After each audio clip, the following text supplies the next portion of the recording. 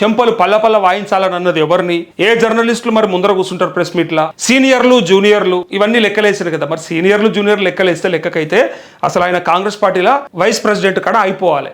ఎందుకంటే అక్కడ working president కాడ ఉండే కదా, ఇక్కడికి వస్తే వైస్ ప్రెసిడెంట్ కాను వర్కింగ్ ప్రెసిడెంట్ కాను అయిపోవాలి. అక్కడికి వెళ్ళి తమరికి పిసిసి అధ్యక్ష పదవి వచ్చి తర్వాత ముఖ్యమంత్రి కూడా అయిపోయి మరి సీనియర్లు ఎవరు లేకుండానా?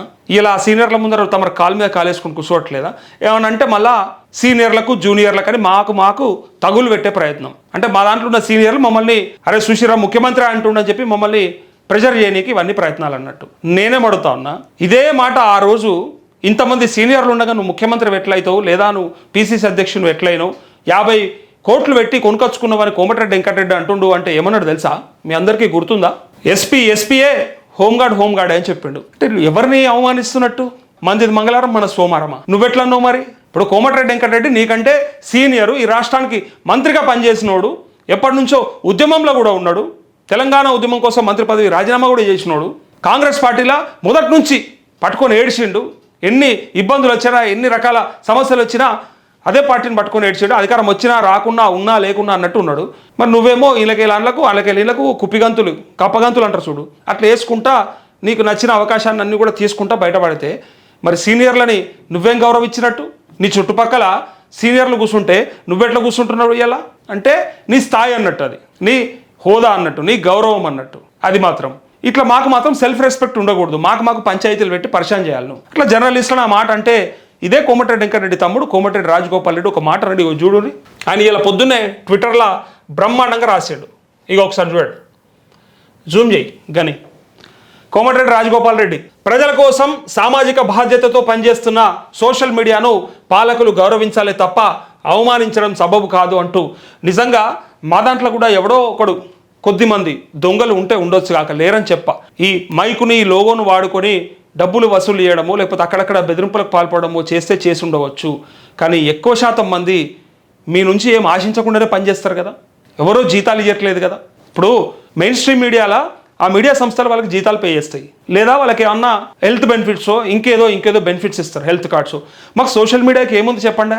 ఎన్నడన్నా అంటే ఫోన్పే పెట్టిన వాళ్ళ గురించి మాట్లాడతలేండి, ఎన్నడన్నా ₹1 ఫోన్పే కొట్టురని అడిగిన వాళ్ళమా? ఎన్నడన్నా మాకు ఈ సమస్య ఉన్నది, మాకు ఇబ్బంది అవుతా ఉన్నది కాబట్టి కొంచెం సపోర్ట్ చేయండి అని చెప్పి ఎన్నడన్నా మీ నుంచి సహాయం కోరిన వాళ్ళమా? మీ నుంచి అంటే నేను అందరి గురించి మాట్లాడుతున్నా, చూసే వాళ్ళ గురించి కాదు, నాయకులు కానీ లేకపోతే ఈ పార్టీలు కానీ ఎవరి నుంచి అన్నా. ఏం ఆశించి పని చేస్తా ఉన్నాను చెప్పాలి. దీన్ని వాడుకొని ఖరాబ్ చేస్తున్నోడిని మెడల్ బట్టి గుంజుకపోయి జైల్లో పెట్టుర్రి, లేకపోతే పని బండకేసి బాదుర్రి, లేకపోతే బరబర గుంజుకపోరి, ఎవడు అద్దంట్లే. కానీ నిస్వార్థంగా పనిచేసేటోళ్ళు కానీ పబ్లిక్కే నిజంగా పబ్లిక్ మంచుకుంటే బాగుంటుంది, వాళ్ళ కోసం ఏమైనా ప్రయత్నం చేద్దామని చెప్పి ఈ సోషల్ కాన్షియస్ ఉన్నటువంటి కొద్దిమంది జర్నలిస్టులు లేరా? అసలు పూర్తిగా వాళ్ళందరినీ ఒకటే గాడ కట్టేసారు. ఆ దొంగల్ని వీళ్ళని కూడా అందరినీ కలపడం, వీళ్ళనన్నా అందులో నేను అందులోన్నా ఇల్లున్నా మీరు డిసైడ్ చేయరు. కానీ అట్లాంటి పని చేస్తే ఇలా ఏమైంది చెప్పుండ్రి? ఏం జీతం వస్తుందా మాకు? లేకపోతే హెల్త్ కార్డ్ ఏమైనా ఉందా? బెనిఫిట్స్ ఏమైనా ఉన్నాయా? మేము సస్తే మాకేమైనా పైసలు వస్తాయా? యూట్యూబ్ ఏమైనా ఇస్తాడా? మీరు చూస్తున్నటువంటి వీడియో వల్ల వస్తున్నటువంటి రెవెన్యూ ఎంత రెవెన్యూ వస్తుందో చెప్పండి. ఇప్పుడు నేను ఈ మాట కూడా చెప్పాలి మీ అందరికీ కూడా. యాక్చువల్గా మన ఛానల్ పెట్టి ఒక 2 months అవుతా ఉన్నట్టుంది. ఈ 2 monthsలో ఒకసారి చూడండి, ఇది పూర్తిగా చెప్తా. సోషల్ మీడియాను వచ్చింది కాబట్టి ఈ మాట వస్తూ ఉంది. అయితే ఇక్కడ చూడండి, మన సబ్స్క్రైబర్స్ 8,110 మందే ఉన్నట్టున్నారు, 8,000 మందే. కానీ మన వ్యూస్ ఒకసారి చూడండి. మీరు ఛానల్లోకి వెళ్ళి ఆ పైన ఇన్ఫర్మేషన్ ఉంటుంది, అబౌట్ అని ఉంటుంది, ఛానల్ గురించి డీటెయిల్స్ ఉంటాయి. అందులో 15 లక్షల 16 లక్షల పైన వ్యూస్ ఉంటాయి. 15 లక్షలు నేను చెప్పేది 2 నెలల్లో మనకు వచ్చినటువంటి వ్యూస్. నిజాలన్నీ కూడా తెలవాలి, తెలుసుకోవాలి, దాన్ని బట్టి అంచనా వేయాలి, అంతే తప్ప ఉత్తగా ఏది పడితే అది మాట్లాడితే కూడా కరెక్ట్ అనిపించదు. అది మనమే అంటాం కదా ఆధారం లేకుండా మాట్లాడొద్దు అని. సో ఒకసారి ఇది చూడండి, మీ అందరికీ నేను చూపెట్టాలి. మన ఛానల్ ఉన్నాయి 100 వీడియోలు, 8,100 సబ్స్క్రైబర్స్ ఉంటే ఇది ఒక్కసారి జూమ్ చేసే ఛాన్స్ ఉంటే చెయ్యి. 15 లక్షల వ్యూస్ మన ఛానల్కి,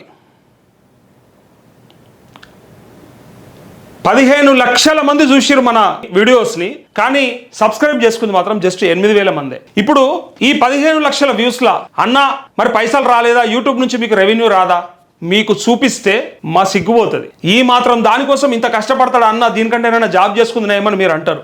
ఎవరికన్నా ఇక లైవ్లో చూపెట్టలేను కానీ పర్సనల్గా మన గ్రూప్ ఉంది కదా, ఆ నెంబర్ని ఆ గ్రూప్లో యాడ్ చేయండి. కమతం బాలచంద్రన్న మీరంతా చూస్తుంటారు కదా, అలా యాడ్ చేస్తే నేను అందులో స్క్రీన్ షాట్ షేర్ చేస్తా.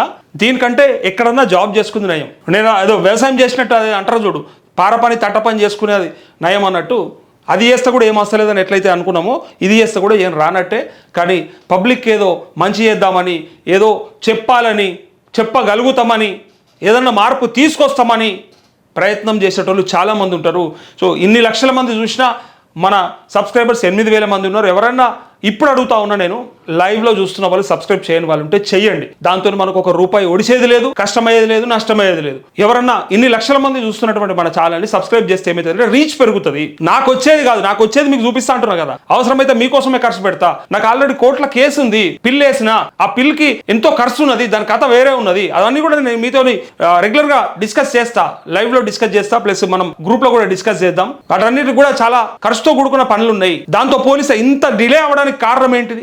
మనము ఆ ఛానల్లో మనని మాట్లాడనిచ్చే పరిస్థితి లేదు, కష్టంగా ఉన్నది. అక్కడ కొన్ని పరిమితులు, ఆంక్షలు ఏర్పడతా ఉన్నాయి. కానీ మీతో నన్ను దూరం చేసే ప్రయత్నం జరుగుతూ ఉన్నది. కాబట్టి నేను ఎట్టి పరిస్థితుల్లో మనంతలో మనం ట్రై చేసుకోవాలని చెప్పి 2 నెలల ప్రయత్నం తర్వాత నేను ఇట్లా మీ ముందుకు వచ్చి మాట్లాడే అవకాశం వచ్చింది. దీనికి ఎంత కష్టమైంది తెలుసా? ఎవరికైనా చెప్పినా ఏనాడన్నా ఫోన్పే నెంబర్ పెట్టి అన్న ఓ కెమెరా కొనుక్కుంటా, ఓ స్క్రీన్ కొనుక్కుంటా, లేకపోతే మీతో మాట్లాడాలి ఒక సిస్టమ్ కొనుక్కుంటా అని అడిగినా? ఎవరిని అడగలే.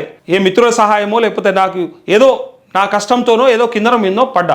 ఎవడన్నా ఇచ్చిండా? ఏ పార్టీ ఎవడన్నా ఇస్తాడా? మాకు ఇచ్చే దొంగలు వేరే. నేను అందుకే నిన్న ఛాలెంజ్ కూడా చేసిన, ఎవడన్నా ఏ పార్టీ నుంచి అన్నా ఫండింగ్ వస్తుంటే నెల ఎవడన్నా తీసుకుంటుంటే ఇంటెలిజెన్స్ వాళ్ళు ఏం చేస్తారని అడుగుతున్నా. ఆ రిపోర్ట్ ఇయ్యరు కదా ప్రభుత్వానికి, అయిపోతుంది కదా. రేవంత్ రెడ్డి తీసి బండకేసి కొడతాడు కదా, ఎందుకంటే ఆ దొంగలు కూడా ఇస్తారు కాబట్టి, కాంగ్రెస్ దొంగలు కూడా ఇస్తారు కాబట్టి. ఇప్పుడు నేను ఏమనాలి? బీఆర్ఎస్ని అంటారు, బీజేపీని అంటారు కదా. కాంగ్రెస్కు సోషల్ మీడియా లేదా? కాంగ్రెస్కి కొన్ని ఛానళ్ళు పనిచేస్తారా? కాంగ్రెస్కి డబ్బులు ఇచ్చే పద్ధతి తెలియదా? ఆ దొంగలు కూడా నేర్చిర్రు, ఎవరైనా చేస్తుర్రు. అందుకోసానికి ఎవరు మాట్లాడరు దాని గురించి. ఏ ఛానల్స్కి అయితే ఎవరెవరైతే ఫండింగ్ చేస్తుండో అది బయట పెట్టి ప్రజలకు చెప్పురు కదా, ప్రజలకు తెలుస్తుంది కదా. నిజాయితీ ఉంటే ఇట్లా మాటలు వస్తాయి. లేకపోతే ఒక్కనైనా చెప్పమని ఇట్లా ధైర్యం ఉంటే, దమ్ము ఉంటే, మన ఛానల్ రెవెన్యూనో, మన ఛానల్ డీటెయిల్సో, లేకపోతే ఇట్లా మాకు ఎవడు ఫండింగ్ ఇవ్వట్లేదనో చెప్పమని ధైర్యం ఉంటే, ఉత్తగానే ఏదో ఫ్రీగానే చేస్తున్నాం అన్నట్టుగా కటింగ్లు కొడతారు కదా.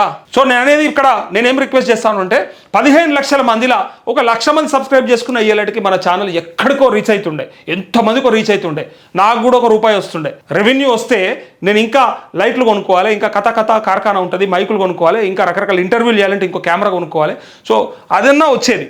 నేనేమంటా ఉన్నంటే, మీరు డబ్బులు డైరెక్ట్గా నేరుగా ఇవ్వమని నేను అడగట్లేదు, నాకు అక్కర్లేదు. నా కష్టం మీద నేను ముందర పడతా. కానీ ఇంత దాకా వచ్చినోడిని ఇక ఆపేటోడు ఎవరు లేడీగా, నా కష్టం మీద నేను ముందుకెళ్ళిపోతా.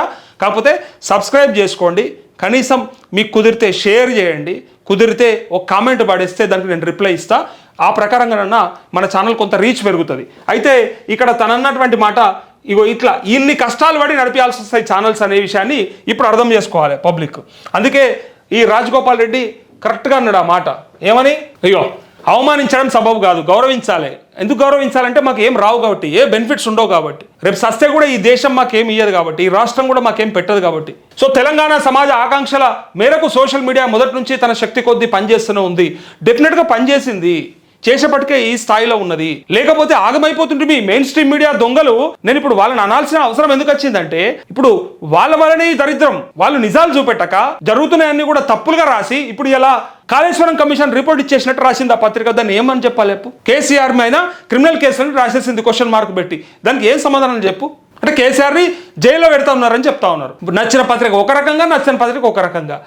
అయితే మా డిజిటల్ మీడియాలో కూడా ఆ లైన్ వచ్చింది. ఎందుకంటే ఈ దొంగలు ఇన్వాల్వ్ అయ్యి పైసలు ఇచ్చుకుంటా, ఫండింగ్ ఇచ్చుకుంటా, కొంత సపోర్ట్ చేసుకుంటా, కుక్కల్ని కదా ఉసుగొల్పినట్టు ఉసుగొల్పుతారు. ఇక ఓర్రుండ్రి అని చెప్పి. నేనేమంటున్నా, ఏ పార్టీ అయినా సరే, ఏ నాయకుడైనా సరే, నాయకులంతా దొంగలే. ఏ పార్టీ అయినా వాళ్ళకి అధికారమే కావాలి. మనం ఇలా ఒక పార్టీని నచ్చుతున్నాము అంటే పక్కనోడి కంటే వీడు కొంచెం బెటర్ కాబట్టి నస్తున్నాం కాబట్టి అందరూ దొంగలే, ఎవ్వడు సక్కనోడు కాదు. పైగా నిబద్ధతతో పనిచేసే సోషల్ మీడియా జర్నలిస్టులకు నా మద్దతు ఎప్పుడూ ఉంటుందంటూ నిజంగా రాజగోపాల్ రెడ్డి కరెక్ట్ మాట మాట్లాడాడు. సోషల్ మీడియా జర్నలిస్టులను దూరం పెట్టాలంటూ ప్రధాన మీడియా వారిని ఎగదోయడం, ముమ్మాటికి విభజించి పాలించడమే. ఇలాంటి కుటిల పన్నాగాలను తెలంగాణ సమాజం సహించదు అంటూ రాజగోపాల్ రెడ్డి, వెంకటరెడ్డి తమ్ముడు, సరే ఈయన బ్రహ్మాండంగా అన్నాడు. ఈ మాట రేవంత్ రెడ్డికి ఏడ తలగలనాడు తలిగింది, తలుగుతుంది ఇంకా. ఎందుకంటే ప్రధాన మీడియా నమ్ముకొని పోతే ఎంత దూరం పోతావో చూస్తామని చెప్పి ఇలా మేము కూడా అంటా ఉన్నాం. ఇలా main stream media, main stream పేపర్లను ఏదో ఆశల పల్లెకిలో ఊరేగుతా ఉన్నావు కదా, యాడ్లు ఇస్తా ఉన్నారు కదా, వాళ్ళకి కోట్లాది రూపాయలు అడ్వర్టైజ్మెంట్లు ఇస్తారు ప్రభుత్వం, పార్టీలు. మాకు ఏమిస్తారు చెప్పండి? అయినా కూడా పనిచేస్తున్నాం. కొంతమంది అన్నా మరి ఇక ఏం రాని దానికి ఎందుకు చేస్తున్నావు సపరేట్గా పోయానన్నా, సరే 4 ఎకరాలు ఉంటే దున్నుకొని బతకచ్చు, లేదా జాబ్ చేసుకోవచ్చు కదా అంటే, జర్నలిజం చదివిన దానికి, మాకు తెలిసిన దానికి, అందులో మాకు చదువు చెప్పిన గురువులు ఏం చెప్తారంటే, నీ జర్నలిజాన్ని ప్రజలకు అక్కడికి వచ్చే విధంగా, ఒక నలుగురికన్నా ఉపయోగపడే విధంగా వాడుకో తప్ప నష్టం చేయకు అని చెప్తారు వాళ్ళు. సో మేము ఆ కోర్సు చేసినాం కాబట్టి, జర్నలిజం చదివినాం కాబట్టి, పోస్ట్ గ్రాడ్యుయేషన్ చేసినాం కాబట్టి, సో మాకు ఐడియా ఉన్నంత వరకు, మాకు తెలిసినంత వరకు ప్రజలకి నిజాలు చెప్పే ప్రయత్నం, ప్రజల్ని అవేర్ చేసే ప్రయత్నం, కొంత మేల్కొల్పే ప్రయత్నం, అంతకుమించి ఇంకేం లేదు ఇక్కడ.